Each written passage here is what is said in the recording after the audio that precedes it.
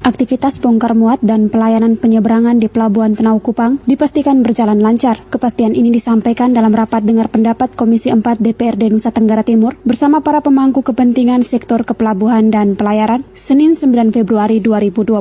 Manajer Penunjang Operasi Pelindo 3 Tenau Kupang, Hina Pirandawa mengatakan, saat ini Pelabuhan Tenau memiliki 7 dermaga aktif yang melayani kapal barang, kapal penumpang, kapal tol laut hingga kapal ternak. Meski saat ini dermaga peti kemas dalam kondisi kosong, Pelindo memastikan kapal kembali bersandar dalam waktu dekat. Pelindo juga merencanakan perbaikan area penumpukan kontainer mulai April mendatang untuk memperlancar arus barang dari Kupang menuju Surabaya. Dermaga itu ada 7 titik. Yang pertama itu dermaga Perra yang diperuntukkan untuk peran kapal-kapal Perra. Terus dermaga multipurpose itu yang diperuntukkan kapal Dharma Kartika, kapal GC termasuk kapal tol laut juga. Terus di situ ada dermaga lokal. Dermaga lokal itu diperuntukkan untuk kapal-kapal penumpang. Kapalnya Pelni, kapalnya Dharma Indah, termasuk kapal-kapal tol laut juga. Terus di situ ada dermaga Nusantara. Nusantara itu dermaga yang diperuntukkan untuk kapal penumpang juga, terus kapal curah cair, terus kapal ternak. Di situ ada dermaga peti kemas juga.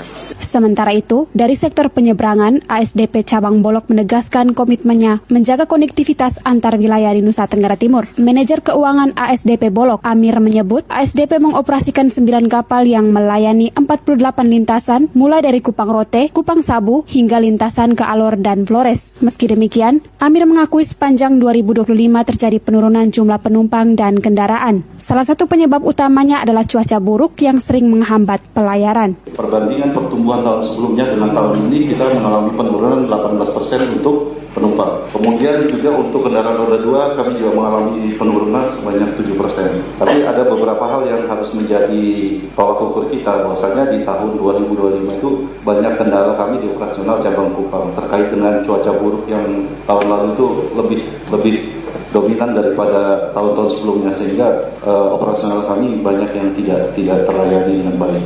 Dari sisi regulator, Kepala KSOP Kelas 3 Kupang, Simon Baun menegaskan peran KSOP sebagai penjamin keselamatan dan kelancaran pelayaran. Ia menyebut anggaran tahun 2026 difokuskan pada layanan angkutan perintis, keselamatan pelayaran, serta pengawasan wilayah laut di Nusa Tenggara Timur. Kantor KSOP Kupang dengan efisiensi anggaran ini, kami 2 tahun berturut-turut, 2024 dan 2025, kami memang tidak memiliki anggaran terkait dengan pembangunan infrastruktur atau konektivitas transportasi laut. Ya, untuk tahun 2024, 2025 sampai 2026 kami tidak diberikan anggaran dengan efisiensi ini.